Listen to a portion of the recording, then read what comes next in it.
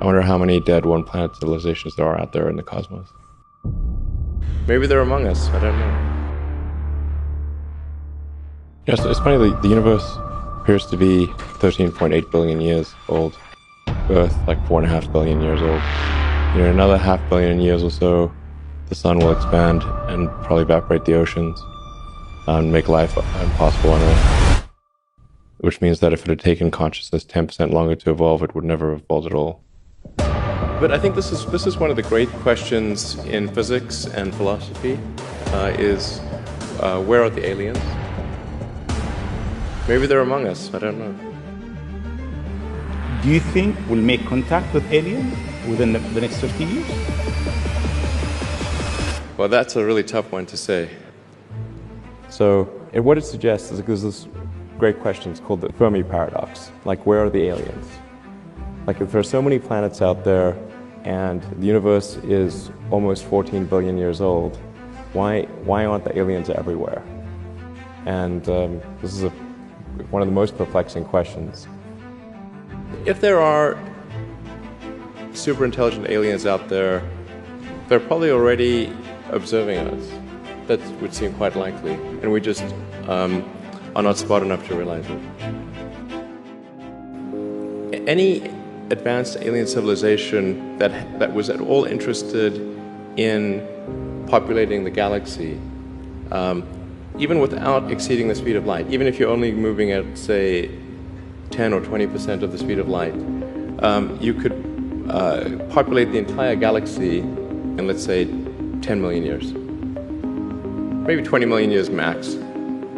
This is nothing, in the grand scheme of things. What are the important steps in the evolution of life? How do you decide that anything is important? I think the lens of history is a helpful guide here. Over time, things that are less important kind of fall away. What are the most important elements in the history of life itself? What would any intelligent species say, oh, those were really important items? Well, there's obviously single-celled life, multicellular life, plants and animals. The animals, things going out of the ocean onto land, advent of mammals, consciousness. There's about maybe 10 or so big ones on that list.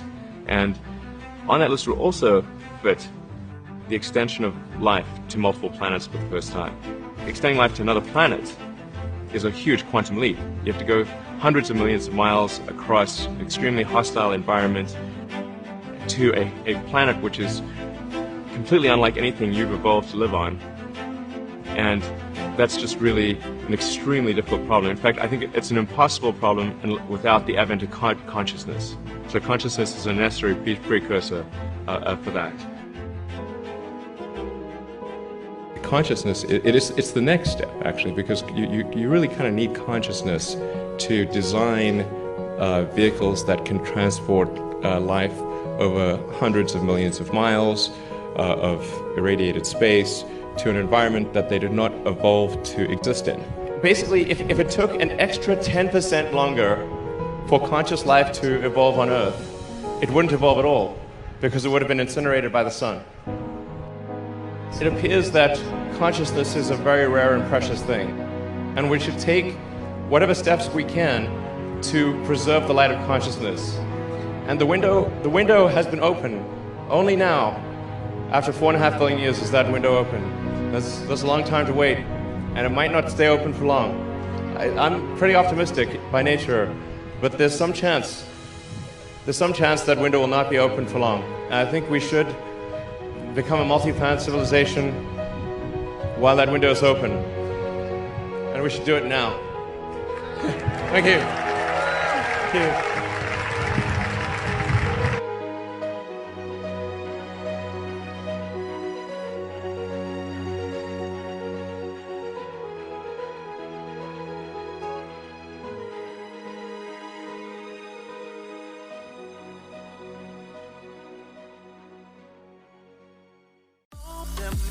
Them.